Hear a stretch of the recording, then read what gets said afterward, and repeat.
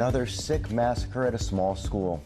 Police raced to the scene where 6 were killed, including 3 9-year-old children. George, it makes you sick to your stomach to see other students hurried to safety, the terror visible on one child's face through a school bus window. The president ordering flags be flown at half-staff as we are learning more about the victims and a possible motive. In just a few moments, we will hear from Nashville's chief of police, John Drake, with more on the investigation where it stands right now. But first, Eva Pilgrim is there for us live on the scene in front of the school. Good morning, Eva. Robin, this is a small church school, about 200 students pre-K through 6th grade. The doors of the school were locked, but that shooter firing their way in. And this morning, we have to warn you, the images you're about to see are disturbing. Overnight, the Metro Nashville Police Department releasing this surveillance video showing the moments the driver of this car shot their way into a private Christian school. Once inside, killing 3 young children and 3 staff members in what police are calling a targeted attack. All units, be advised, we're under a mass casualty alert. The first 911 calls coming in at 10:13 a.m. Be advised, stay out of the general area of Burton Hills Road, Hillsborough Pike, confirmed active shooter.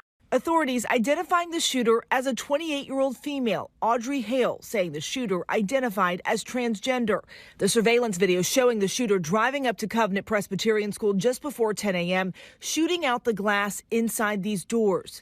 She entered the school through a side entrance and traversed her way from the first floor to the second floor, firing multiple shots. The video also shows the shooter walking the halls. Authorities say the shooter was armed with these guns, 2 assault-style rifles and a handgun, 2 of which were obtained legally and locally. The first about 8 or 10 shots were very loud. Police say when the tactical team of 5 officers arrived, the shooter began firing at them from a second-floor window, hitting their cruisers. There's multiple victims down inside the school.